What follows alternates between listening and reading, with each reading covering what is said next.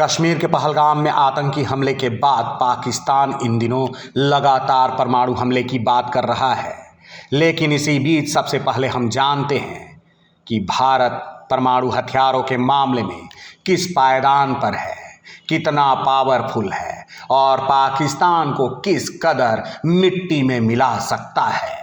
परमाणु हथियार का जिक्र होते ही सबसे पहला परमाणु हमला हिरोशिमा और नागासाकी की याद दिलाता है, जब अमेरिका ने अपनी ताकत का प्रदर्शन करते हुए इन जगहों पर 2 परमाणु बम गिराए, जिससे बड़ी संख्या में लोग मारे गए।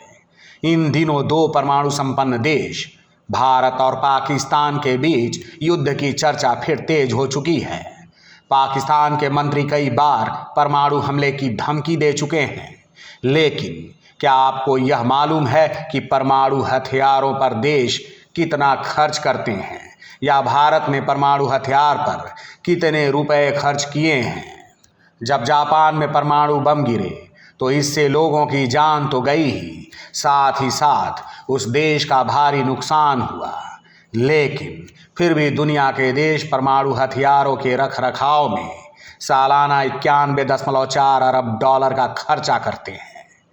भारत की बात करें तो साल 2022 की रिपोर्ट की माने तो दुनिया के परमाणु हथियार संपन्न देशों ने 2021 में अपने परमाणु हथियार कार्यक्रम पर 82.4 अरब डॉलर खर्च किए हैं। रक्षा think tank Stockholm International Peace Research Institute की माने तो भारत के पास साल 2022 में 160 परमाणु हथियार थे, जिनकी संख्या अब बढ़ रही है।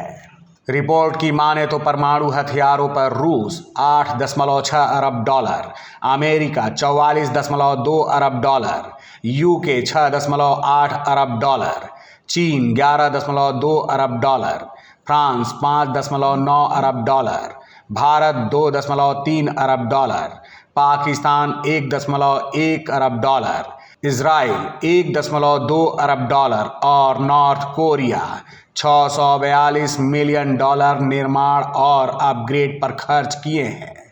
दुनिया के केवल 9 देशों के पास ही परमाणु हथियार हैं। देशों ने इसको राष्ट्रीय सुरक्षा के लिए संरक्षित किया है। परमाणु बम को बनाना जितना महंगा होता है, उतना ही महंगा होता है उसको संरक्षित रखना।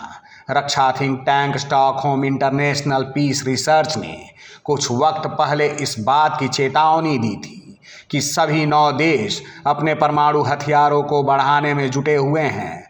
हथियारों को तैनात करने का जोखिम भी अधिक दिखाई देता है।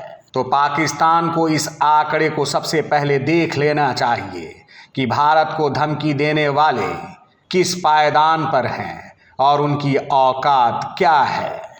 देश और दुनिया की तमाम बड़ी खबरों के लिए देखते रहिए हेड्स अप न्यूज़।